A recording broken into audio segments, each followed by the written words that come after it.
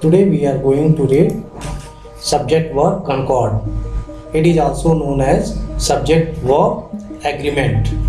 Subject verb concord suggests that verb agree with the number and person of the subject. A singular subject takes a singular verb and a plural subject takes a plural verb. Verb हमेशा अपने subject के according होना चाहिए. अगर subject singular होगा तो verb भी singular होना चाहिए. अगर सब्जेक्ट प्लूरल है तो वर्ब भी प्लूरल होना चाहिए. She is playing cricket. She singular subject है, इसीलिए इसके साथ सिंगुलर वर्ब इज यूज किया गया है. Second example, girls are taking rest. यहाँ पे सब्जेक्ट प्लूरल है, गर्ल्स प्लूरल है, इसलिए यहाँ पर वर्ब आर यूज किया गया है. Another example, I am reading a book. यहाँ पर सब्जेक्ट आई है और आई के साथ हमेशा हम लोग एम यूज करते हैं. So I am reading a book. इस तरह से हमने देखा कि वर्ब हमेशा सब्जेक्ट के अकॉर्डिंग होना चाहिए. If two subjects are joined by and refer to separate subjects or things, use a plural verb. अगर दो सब्जेक्ट अलग अलग सब्जेक्ट एंड से जुड़े होते हैं और दोनों सब्जेक्ट अलग अलग होते हैं तो हमेशा हम लोग प्लूरल वर्ब यूज करते हैं. Mohan and Sohan are going to Agra. यहाँ पे दो सब्जेक्ट हैं, एंड से जुड़े हुए हैं और दोनों अलग अलग हैं, मोहन एंड सोहन, इसीलिए हमें यहाँ पर आर का यूज करना है. Mohan and Sohan are going to Agra. Second example, the principal and the chairman of this school have arrived here.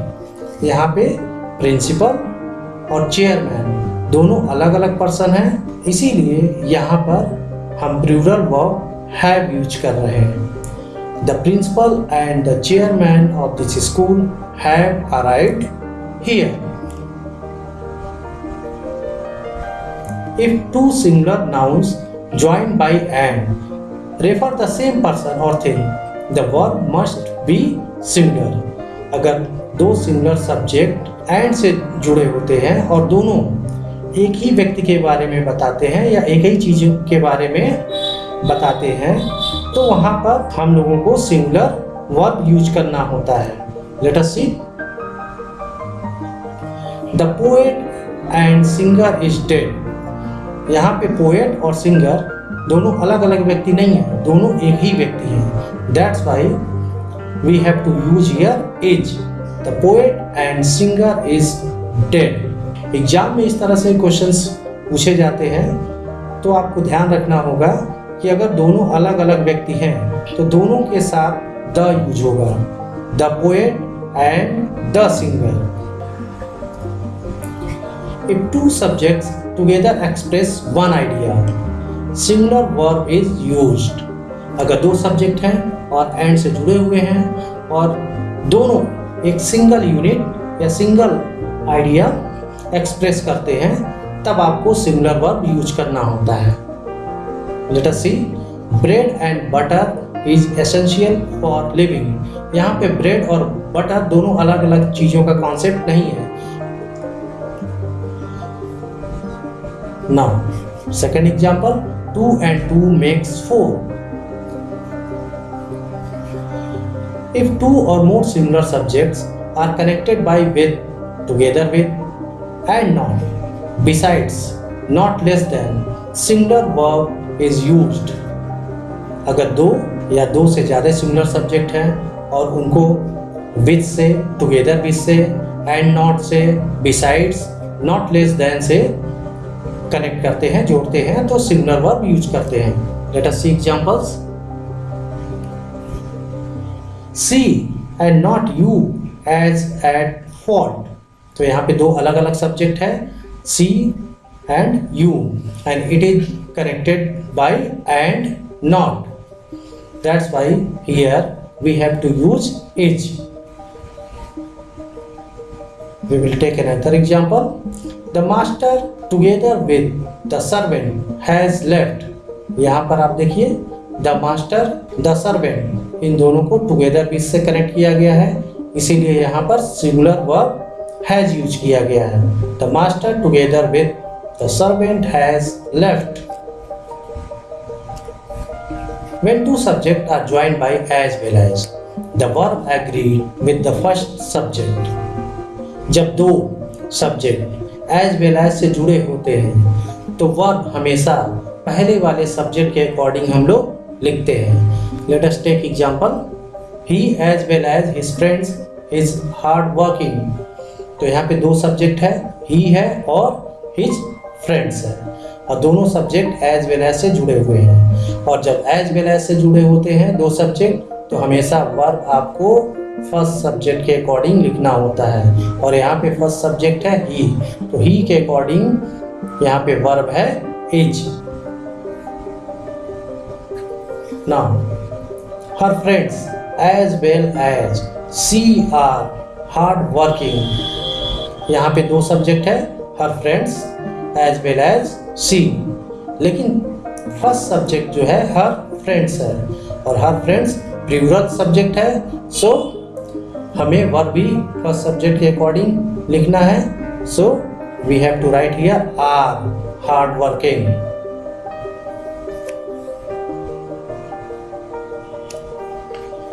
Either, neither, each, every and everyone are followed by singular verb. Either, neither, each, every and everyone जब आता है तो इसके बाद singular verb हम use करते हैं। Take example, each of you has to follow the rules. तो ईच आया हुआ है, each of you, each use हुआ है तो यहाँ पर हम हैज यूज करेंगे, सिंगुलर वर्ब यूज करेंगे।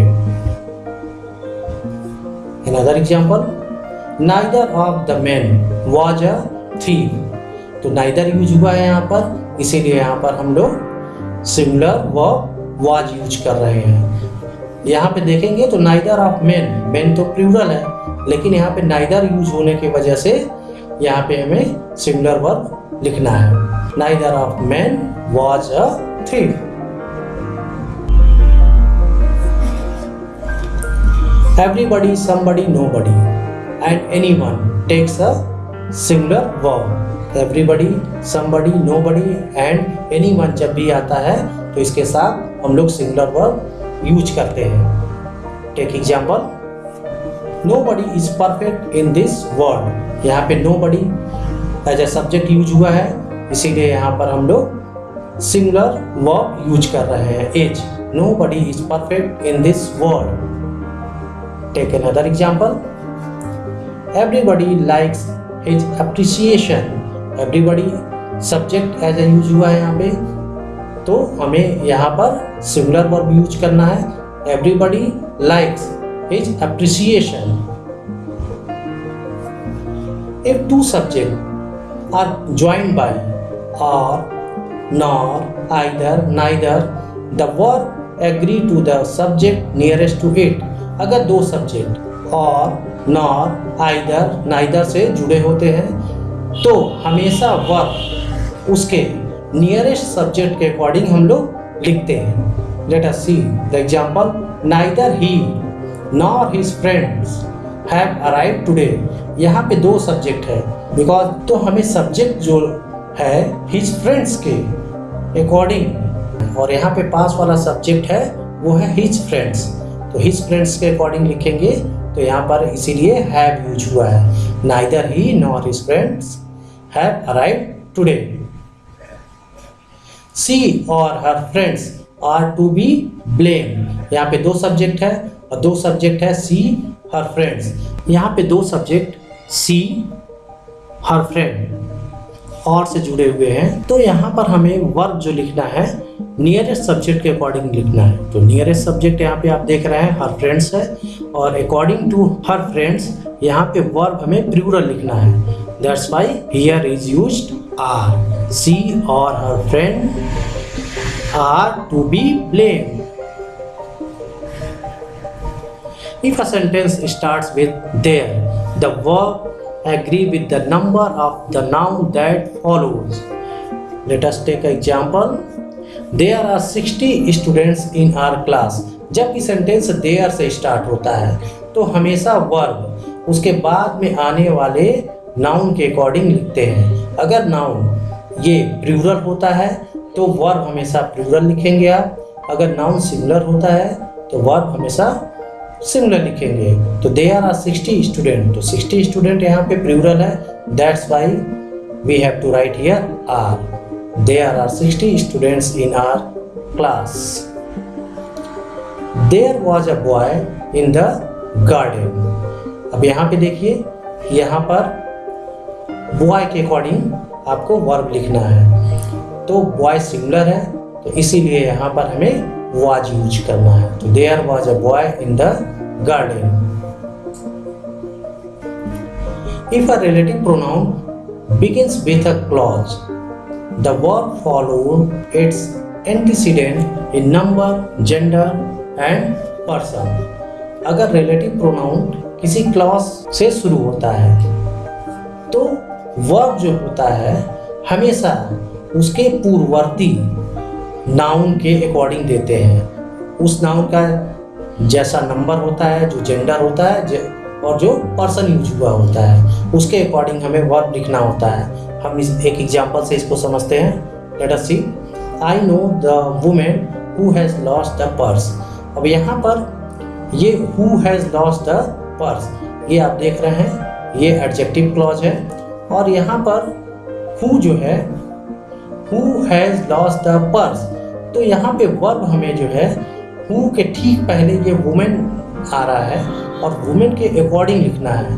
बिकॉज वुमेन सिंगुलर है इसीलिए हमें वर्ब भी यहाँ पे सिंगुलर यूज करना है। I know the woman, according to woman I have to write here who has lost the purse. Now I met Priya who is a bright student. तो यहाँ पे आप देखिए, यहाँ पे ये एडजेक्टिव क्लॉज के पहले जो है नाउन जो आ रहा है वो है प्रिया, और प्रिया के अकॉर्डिंग हमें वर्ब देना है। और प्रिया जो है सिंगुलर है तो इसलिए यहाँ पे इज यूज हुआ है। I met Priya who is a bright student. Now nouns which are plural in form but singular in meaning takes a singular verb। कुछ नाउन देखने में तो आपको प्लूरल लगते हैं लेकिन एक्चुअली में उसकी मीनिंग जो है वो सिंगुलर होती है। तो क्योंकि अगर सब्जेक्ट सिंगुलर होगा तो उसके साथ आपको सिंगुलर वर्ब हमेशा यूज करना है। हम कुछ एग्जाम्पल से देखते हैं। Now takes a example. Physics is my favourite subject. Physics is my favourite subject, तो फिजिक्स के साथ इज यूज होता है। Now measles is an infectious disease. Measles एक बीमारी का नाम है जिसको खसरा बोलते हैं, इसके साथ सिंगुलर वर्ब यूज होगा infectious disease, is an infectious disease. Nouns which indicate the name of a country, province और title of a book takes a singular verb. अगर किसी देश का नाम होता है या किसी राज्य का नाम होता है या किसी बुक की टाइटल होती है, उसके साथ आपको हमेशा सिंगुलर वर्ब यूज करना है, प्लूरल वर्ब हम यूज नहीं करते हैं। Let us take example. The Arabian Nights is a collection of stories. Arabian Nights एक बुक का टाइटल है इसीलिए इसके साथ सिंगुलर वर्ब यूज करना है हमें, is.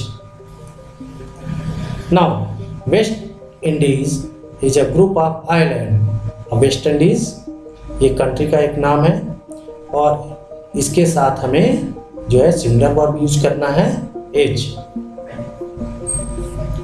A collective noun takes a singular verb when the subject is considered as a whole, one unit, but when they are regarded as individual they take a plural verb. जब collective noun एक single unit की तरह treat किया जाता है, as a whole consider किया जाता है, तो उसके साथ हमें जो है सिंगुलर वर्ब यूज करना होता है। लेकिन जब कलेक्टिव नाउन इंडिविजुअल ट्रीट किया जाता है, इंडिविजुअल कंसीडर किया जाता है, तो उसके साथ हमें प्लूरल वर्ब यूज करना होता है। Let us take example. The jury is about to give its decision. यहाँ पे ज्यूरी का डिसीजन जो है एक साथ आया है, एक साथ है, सभी ने मिल करके डिसीजन लिया है, इसीलिए यहाँ पर इज यूज हुआ है। यहाँ पे the jury is considered as a whole, That's why we have to use here is. The jury were divided in their opinion. यहाँ ज्यूरी में एक मत नहीं है, डिवाइडेड ओपिनियन आ रहे हैं, इसीलिए यहाँ पर इंडिविजुअल ओपिनियन है, ज्यूरी डिवाइडेड है, इसीलिए यहाँ पर हमें वर्ब यूज करना है, प्लूरल वर्ब यूज करना है, क्योंकि यहाँ पे jury as a whole single unit consider नहीं किया गया है, बल्कि इंडिविजुअल के सेंस में यूज किया गया है। Some nouns when preceded by a pair of take a singular verb, but when these nouns are used without a pair of takes a plural verb. कुछ नाउन के पहले जब अ पेयर ऑफ यूज होता है तो इसके साथ हमेशा हम लोग सिंगुलर वर्ब यूज करते हैं। इस एग्जांपल में देखिए, a pair of trousers was washed by the servant. तो यहाँ पे ट्राउजर्स है, ये है तो देखने में तो लग रहा है प्लूरल है, लेकिन इसके साथ अ पेयर ऑफ यूज हो गया है। तो अ पेयर ऑफ यूज होने से इसके साथ हमें वर्ब सिंगुलर लिखना है, इसलिए a pair of trouser was washed by the servant, this is correct. Now a pair of shoes was bought by him. यहाँ शूज है, शूज के पहले अ पेयर ऑफ यूज हुआ है, इसीलिए यहाँ पर भी सिंगुलर वर्ब हमें यूज करना है, was. A pair of shoes was bought by him. My scissors were lost yesterday.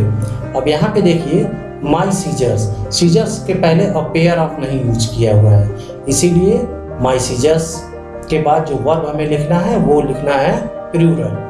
My scissors were lost yesterday. That's why it is written here verb. Her shoes have worn out. यहाँ पे her shoes है और इसके पहले a pair of नहीं use हुआ है shoes के पहले, इसीलिए यहाँ पर प्लूरल वर्ब यूज हुआ है, her shoes have worn out. I hope you have understood this topic, subject, verb, agreement. Thank you.